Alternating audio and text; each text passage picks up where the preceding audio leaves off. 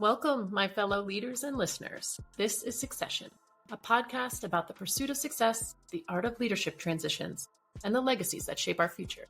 I'm Kori Grillo, and in each episode, we explore what it means to lead with impact, adapt through change, and create a lasting mark on the world of business. Whether you're navigating a career shift or planning your next big move, you're in the right place. Today on Succession, we have the pleasure of speaking with Aaron Sams, a leader whose career path exemplifies resilience and growth. Aaron co-founded Archon Resources alongside industry veteran David Moore, and together they built the company into a powerhouse in the staffing industry. Recently, Aaron took a major step, transitioning into sole ownership as president and CEO of Archon, where he's navigating new leadership challenges while continuing its impressive trajectory. We'll discuss his career journey, the recent succession, and what lies ahead for Archon under his guidance. Let's get to it.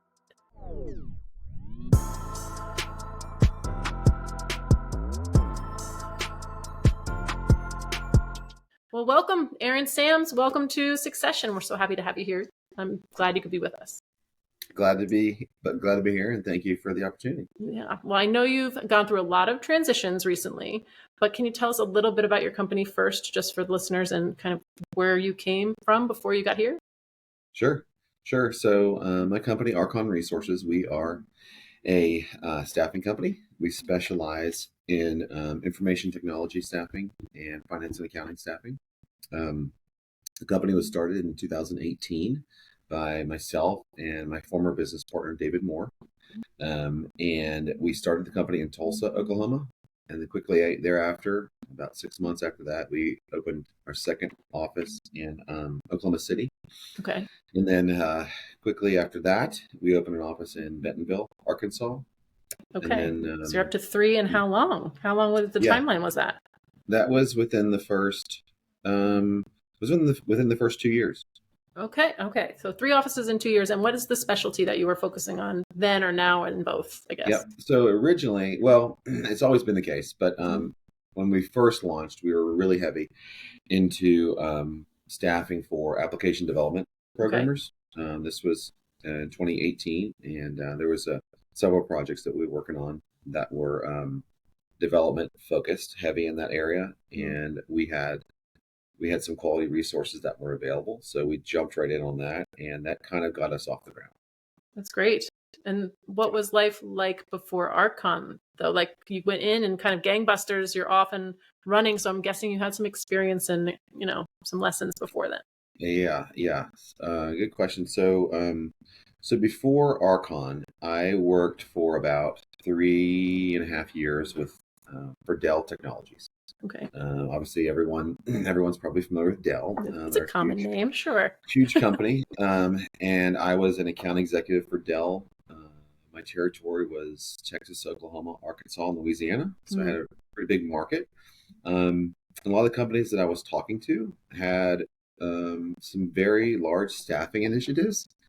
So I was like, okay, well, staffing has been in my blood ever since I started my professional career. I've been in staffing.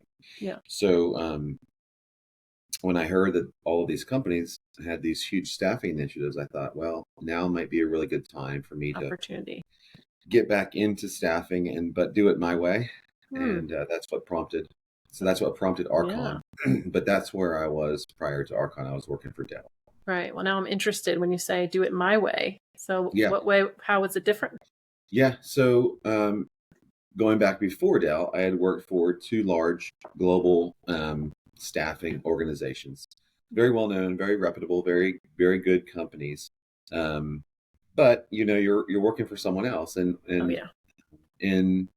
in a sales business, or I guess any business in general, and really, once you get to know the business and how it works, and you feel maybe there's a way you could do it differently or better, improve. You start thinking about those things. Yeah. So that's what prompted me to okay, well, now I kind of know how this works and how staffing works. Yeah. I think I could do this, but I wouldn't recommend doing it on your own. I would recommend going in with at least one partner that you trust. Why? Well, I mean, that's a tall order sometimes to have that kind of trust in somebody. So what makes you lean on that and give that as advice? The lean on that. I mean, like the Don't having a lean on partner. somebody else, I guess. Not everybody's Yeah, so well, willing to be like, yeah, sure, bring in somebody else. Like, trust, where are we? Yeah. yeah. I mean, I think I think if you do it all alone, if you go it alone, Hmm. it's just it's it could be very very rough. Hmm. Uh, and if you have, obviously two are better than one. And if you have someone in your corner that's in the fight in the trenches with you, that you have, um, you just know really well, and you can trust that they have the same morals, ethics, work ethic, just kind of everything that you do. Right. It Yeah. makes it, so much easier. I mean, I don't think I would have. Well, I know I wouldn't have done this without initially without a business partner. Um, Well, it's I just mean, that sounds like a wish list of a human to just have that magic. I mean, it's like getting married. I mean, it it's getting it married. exactly is. We were married. Yeah. We were married to each other for Yeah. for a while. Yeah. But yes, you have to. I honestly believe you have to treat it like that. Yep. It's a business marriage, Right. and I um, would not recommend doing that without someone that really really well. I always say if you trust them with your family, then Right. that would be that'd be the trust I would go with. Yeah. Well, that sounds like a really nice thing on another podcast to learn more about even that relationship when we have a lot of time, because I don't know that that's something people come Mm, across a lot. But at the same yeah, time, you went from finding that meaningful relationship, building this business. You had the grit though, and also kind of like the confidence from just going, you know what, I could do this better. Just that yeah, alone is kind of rare, I think. So how sure. did you really cultivate that? So I think a lot of it has to do with my background before getting into staffing in general, because just staffing in general, you have to have a lot of grit. It's a grind. Yeah. It's a daily, weekly, monthly, yearly grind. Wow. You get candidates, you put them in front of four jobs, they interview, then you may place them, they may back out on you, they may not Mhm. interview. You can prep them till you're blue in the face, but Right. long story short, though, you got to have grit to do this business in general. But before this business, what helped me is just my competitive background. I was a former professional athlete. I played professional baseball, Okay. and that season of baseball of playing professionally is a long season. It's a grind too. I mean, Mm. we play like 130, 140 games in the minor Whew. leagues, Wow. through the from March until October. So that drive, that constant drive for me, once I signed professionally to make it up through the minor league ranks to the major leagues, Yeah. was a huge driving factor for Wow. me personally and professionally, and that's what drove me constantly. So that background of just that sports background and just competing every day Yeah. and learning how to deal with failure was a huge factor of and I guess proponent of this business that I'm Yeah. in now. That's so Is you deal with interesting. it every day. Is it succession through, because obviously I'm not, I mean, not obviously I'm not a professional athlete, but I'm not a professional athlete. So is the Right. succession through that world, like you said, like going through, I mean, from your younger years in school to, minor, major, like going through all that, similar to how you approached kind of elevating your career in the corporate world? Absolutely, Yeah. without a doubt. That's so interesting. I believe there's so much correlation between sports and business. Mm, You're on a team for the most part, depending on which sport. Obviously, sure. you're on a team, so you learn how to deal with different types of personalities. You learn how to deal with um, wins, losses, long struggles. Yeah. You learn just a lot of things through sports. It just teaches you a lot, so it translates, I think, 100% into the real world of business. Right. Most times you're Yeah. you're on a team in a business sense. You work with a team or you work for a team, and you're striving towards a common goal. Yeah. So all I those think one things of are the there. things, I think it must be interesting because you played so many games. One of the things I think it must get you accustomed to, because it has to in a way, is losing. I think people have the hardest time when things don't go as they plan. And Yep. when you're exposed to literally in a sports world, like winning and losing all the time, and you're like dealing with losses and with like literal ones coming. And in the business world, I think that's when most people can't find their resilience, is when they hit the setbacks. So you must be like much more resilient, I would imagine. Yeah, you have to be. Yeah. You I don't have think to you be have out. to be. I bet you some people aren't, but you should be Well, if you want to succeed. actually, I reword that. I reword Yeah. that. I take that back. You have to be in order to be Successful. successful. Yeah. You don't have to be resilient, Right. but in order to be successful, you have to be Yeah. resilient. Totally. Because I always tell people when I interview them for a staffing career, can't let your highs get too high and your lows get too low. It's a very common saying, but it's so Yeah. true because you like I was saying earlier, you can identify a candidate for a position. Right. You think that the best candidate in the world, and you could land them a job, and they start working for you, and you place them, and then maybe 3 weeks later, it's a great feeling, right? You place someone, Yeah. you help them get a new job, It's a and you win. feel, yeah, and you're on a high, right? But say 2 or 3 weeks later, the company that you place them at decides that they are not the Not best working out. fit, or Right. they decide that, hey, this isn't right for me, and Yeah. I'm leaving. So they can really mess you up both mentally and Right. just destroy your day. Sometimes people just let it really hurt them for a week or longer. Yeah. So yeah, you just kind of have to have an even keel approach to this business, and Right. I think generally in life too. If you don't, 100%.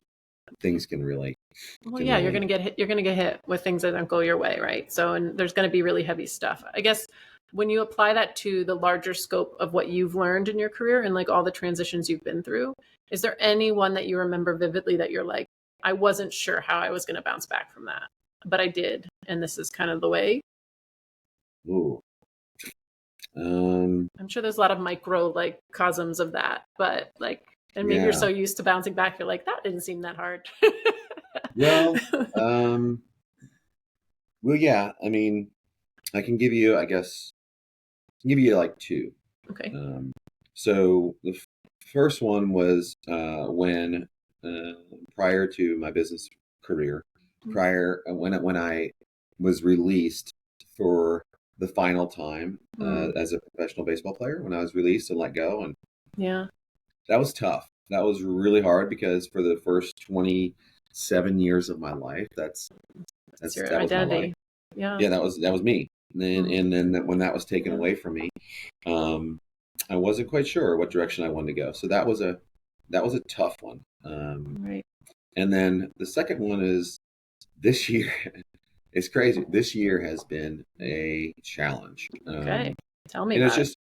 it's just been I earlier this year I acquired my former business partner, and that was all planned. Right. He was ready for retirement. So now, since that happened, it's been just me as far as leading the efforts of this Yeah. company. So President and CEO. yeah, Snaps. that's that's been tough. So just Yeah. learning how to do things on my own, without having a sounding board has been a little bit of a challenge. So those Yeah. two things were ones that stick out like right now Yeah. in Well, my mind. there are sounding boards out there, myself included. So if there's anything you want to ask, but I won't put you on the spot. But also, I can say, even from the short conversation we're having right now, you started the first major chapter of your life, and the majority of it still so far, I think, I don't know all the numbers, but you did it yourself. When you met this person and you took on this journey, it was coming off of something that you were already built on determination and rock solid in finding your way, even when you have all the setbacks and the fails and the losses and whatever, you did it. So here you are now, although you had this wonderful partner, which again, it sounds kind of remarkable. that you found somebody to work so well with, right? Yeah. But I mean, yeah, it's probably jarring because that person helped so much, and it sounds like you made a wonderful and built something really great together. But Yeah. that doesn't take away anything that you can't do on your own. So you're just redefining a bit.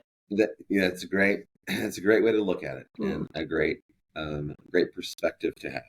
Okay. Do you lose Sure. that perspective sometimes? Um, It's okay. well, I think more self-doubt has come in now than ever, Sure. because in reality, my background is not business. It's not, as you know, as you just have heard, my background has been sports and being an athlete. And so my degree is not in business management. My degree is not even in business. Sure. My degree is actually in sociology, which actually Helps bodes a lot well in business. to dealing with people, Yes. but it's not in running a business, Of course. or knowing how to run a business or that kind of thing. So that's where a lot of the self-doubt comes in now. Yeah. Is that sure. I don't have that. I don't have that, like I didn't go to school for that. My education's not even that. Okay, I got to push back a little bit because, first of all, a lot of the athletes I do know, and so successful, people successful 10 times over, still say that kind of stuff about the degree. And I just don't like the societal norms and the stupid pressures that come from defining that. And I know that seeps in when you're feeling your most vulnerable. It's just something that probably has played in somewhere in the back of your mind, or you just like, I want to check that off at some point in my life or whatever. And that's fine. But you have a business background. You've been doing it for how long? Right. So, and so you don't have a certificate or somebody's like, you haven't paid, 60 grand to get a piece of paper to tell you, yay, congrats. But, you've actually had life experience. So your full background isn't business. It's partially business. And you've actually been a part of it, which most people don't have, especially when they start in business. They have the paper. They don't have any experience. So you're way ahead of the game, and you've already had proven success. And you have a person, I hope he is still around in your world to be your sounding board, too. Sure. So you've got every advantage, but I love the fact that you're, able to say like, yeah, the self-doubt's real and it comes in and you got to confront that. But I'm sure that comes from a lot of your coaching. You coach others too, right? Yeah. So, I, on the side, in the spring and summer, I coach a youth baseball team. And that's obviously that's still where my passion is. Yes, that's lovely. I love that. Ever since I got out of baseball and retired from that, I've been involved with coaching in some way, shape, or form. Yeah, so, that's great. Yeah, that's just part of who I am. I love developing youth in baseball. So it's a big part of my life. Right. So how would you like to put your stamp on this chapter now? Like now that it's, yours, what would you like to make happen, I guess? Well, are you asking about Archon Resources specifically? I'm going to say everything, but yes, we can start there. Well, I want to put my stamp on it that I can do this now on my own. So it's not going to happen overnight, and that's sometimes very hard for me to realize because I'm not a patient person at all. Okay. I'm kind of an instant gratification type of person. So realizing that, hey, this isn't going to happen overnight, but I want to be able to put my personal stamp. And the tough part is I don't know if I ever will be able to. That's just it's just me. The type of person I am. I'm always I could do better. Like there's always things that I could do better, or hey, I should be doing this or should be doing that, and I'm not doing that. Or those words I do not like, just so you know. Those shoulds and the better is all comparison based, and I'm just going to be like, what exactly? Well, who are you comparing yourself to right now? Like, So but it's just, I guess, it's just kind of the way I was. It's just in me, the way I was raised or the way I was brought up. That hey, you could always be doing something better. But anyway, my stamp right now would be just getting through this year profitable. Okay. And knowing that we are on a good trajectory for Mm, 2025. right. That would be my stamp for 2024. Okay. And then you'll feel what once that's accomplished? I will feel I will feel definitely not complacent. Complacent is not the word I'm looking for. I don't think that's even It's in your vocabulary. no, no, it's I don't know what the word I'd be looking for, but like I could actually take a breath. Yeah. Um, You'll feel I don't validated know. a bit. Yeah, yeah, Mm, and kind of have a little bit of peace yeah. to know that hey, this Right. is we're on the right road here. Yeah. We're gonna be okay. We're gonna be okay. Yeah. That makes a lot of sense. I think the thing that is interesting because you're talking about, especially when you have a partnership and you're moving through transitions with somebody, it is a collaboration. It's always a collaboration. It's collaboration now. You're not doing it alone. You have a team, right? You have people around you all the time. But I understand at the helm of something and carrying that weight of, providing for all the people on the team and moving the business forward seems more daunting, but as far as like your stamp on it, it has more to do with your style and what aligns with you, like who you are, what your purpose and mission and vision is, not just for your company, but how do you align that with your identity as a whole. Right. So what once was, with two people's thought in mind, it becomes quite liberating in some ways to say, okay, but how was it just not exactly mine? How was it not like, what didn't I put forward, or couldn't I put enough of that into? Because, maybe it wasn't enough of that other person and they needed to have their part too, like with all the things that about team and that collaboration and the wins and the losses and how that experience was for you and how it lives kind of in your blood because you perk up when you talk about it. Like when you're talking about baseball, it's like light bulb, right? Sure. So how does that infuse into the company and become a part of who you are, and making sure that everywhere you turn, you're feeling a little bit of that in whatever way you can. And Yep. that brand, like you're talking about bringing you and branding the company more with you in it and making it synergistic in that way, which Right. you're so vibrant. So like in your passions, that it seems like it's just got to cross over somewhere. Yeah, I think I believe that winning has a lot to do with that. Yeah. So when we get winning in our terms would be um, getting establishing a connection with a very large customer, a very Mm-hmm. large client, Okay. where they've got big, large staffing Okay. opportunities, and having a couple cornerstone staple, I call them staple accounts, Mm-hmm. customers that we could, that they get you through tough times. They get you through Oh when yeah. the economy is not, The fluxes. going Yeah. that well, whatever. But that's winning, and then winning does help in a lot of ways Mm-hmm. to kind of get you through when times are tough. So I do think that the the background I had in baseball and obviously the accomplishments to get to the professional level, winning and being Yeah. successful, um, is hopefully is translating over to the company, to Archon, Right. and having that winning mentality Right. with the employees and Yeah, understanding that. winning with teams. I don't know if I ever met like an agency such as yours that when we were looking to integrate, like, and start hiring and bringing on board, like they were just finding people and sending them to us, right? But they didn't work with us. They weren't a Right, team with us internally. And there was right, always that divide. And it was when the only time I ever saw success with those companies was when they really found partnership and synergy with somebody internally and yeah, created that team collaboration, which is right, really your brand entirely. So you're winning by teaming up, right? 100%. So So that's I everything. always I always tell our clients, and specifically our new clients, you got to Mm-hmm. think of us. I know it takes time, but you think of Mm-hmm. us as an external part of your HR staff. Right.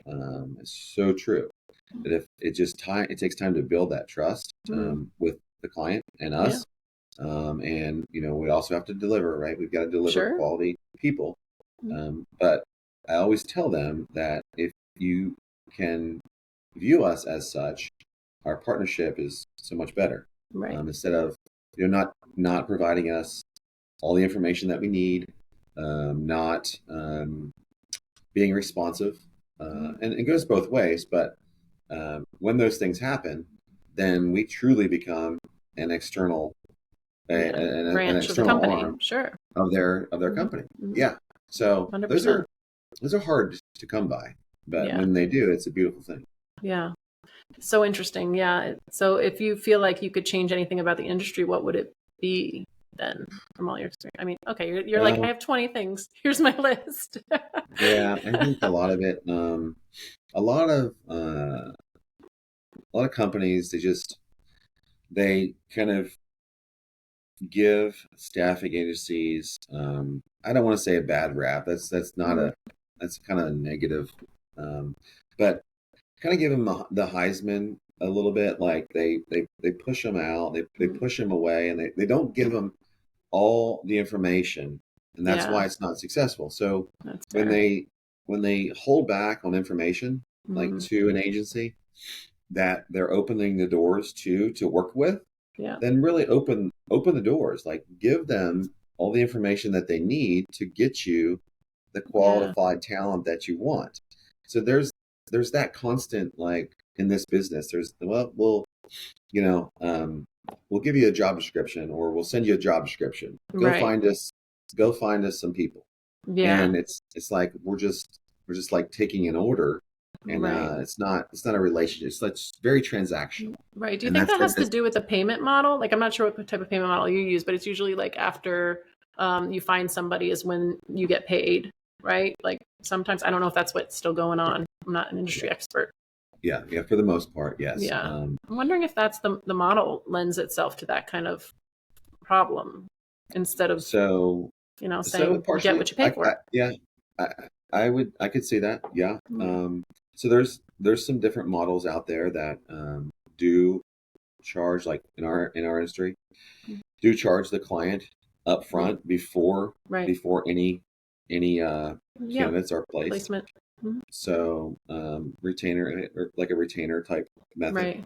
where they're, the staffing agency is working their process, and they're charging the customer just based on the efforts that they're doing, and then when they do place the person or the candidate, then they also get a portion of it. So yeah, it's interesting.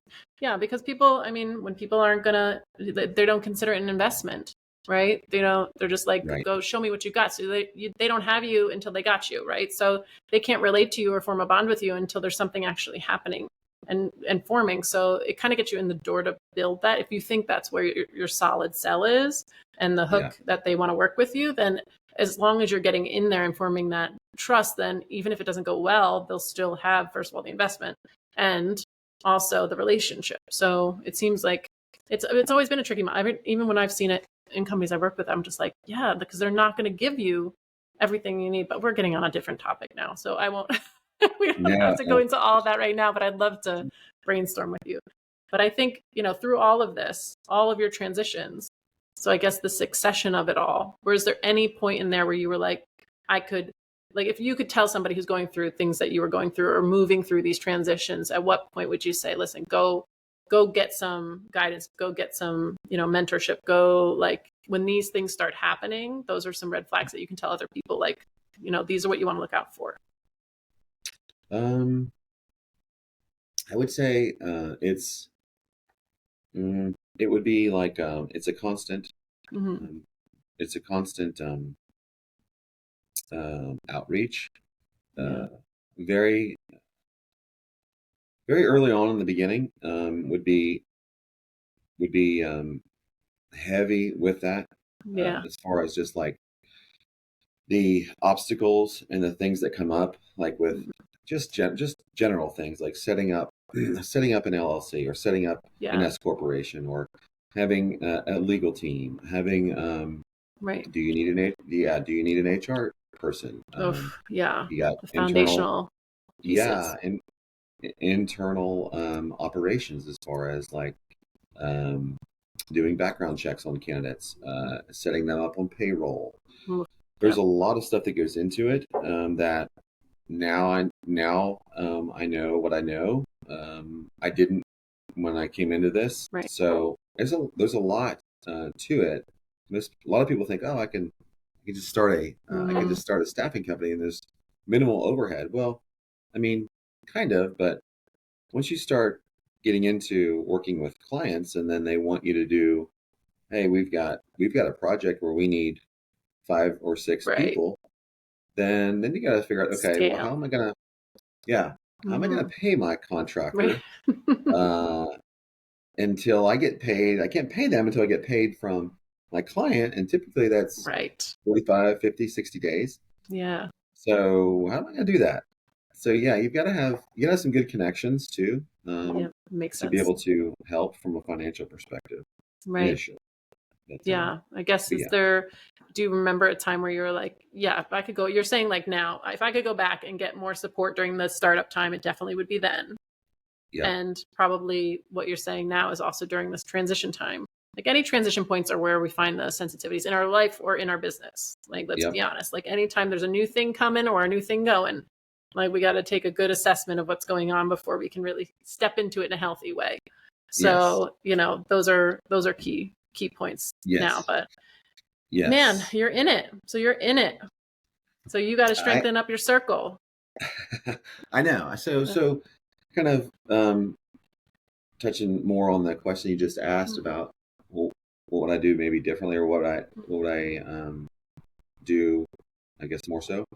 Now I'm kind of at the point where maybe I need. I always think that you need like a coach. You always have to have someone in your corner that's just kind of with you alongside. No, they don't have to be a business partner. They don't have to be, Right. someone that's tied to the business, but someone that you can um, just kind of Yeah. lean on. Yes, like you said, sounding board. So Right. now I'm at the point where I think I've been thinking a lot about that lately. Is do do I need do I want someone like that? And I Yeah. think the answer is yes.